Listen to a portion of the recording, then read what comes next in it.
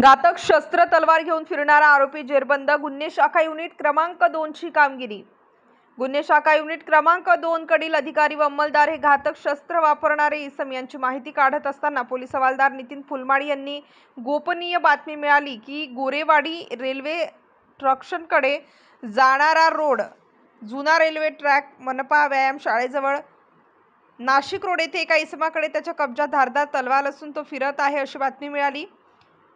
सदरची बातमी सहाय्यक पोलीस निरीक्षक हेमंत तोडकर, प्रभारी अधिकारी गुन्हे शाखा युनिट 2 नाशिक शहर यांना देऊन त्यांनी योग्य ते मार्गदर्शन करून सहाय्यक पोलीस उपनिरीक्षक शंकर काळे, प्रेमचंद गांगुर्डे, पोलीस हवालदार मनोहर शिंदे, नितीन फुलमाळी, वाल्मिक चव्हाण, पोलीस अंमलदार प्रवीण वानखेडे अशांनी मिळालेल्या माहितीच्या आधारे दिनांक 21/6/2025 रोजी गोरेवाडी रेल्वे स्टेशनकडे जाणारा रोड, जुना रेल्वे ट्रॅक, मनपा व्यायाम शाळेजवळ नाशिक रोड येथे सापळा लावून मिळालेल्या माहितीप्रमाणे व वर्णनाप्रमाणे एक इसम दिसून आल्याने त्यास ताब्यात घेऊन त्याचे नावगाव विचारता त्याने त्याचे नाव सुमित किशोर चंडालिया, वय 24 वर्ष, राहणार साईनाथ नगर, गोरेवाडी जवळ स्टेशन रोड, नाशिक रोड असे सांगितले. त्याची अंकझडती घेतली असता त्याच्याकडून 500 रुपये किमतीची धारदार तलवार मिळून आल्याने ती सविस्तर पंचनामा करून ताब्यात घेऊन जप्त करण्यात आली आहे. सदर आरोपी विरुद्ध पोलीस हवालदार नितीन फुलमाळी यांनी दिलेल्या तक्रारीवरून नाशिक रोड पोलीस ठाणे येथे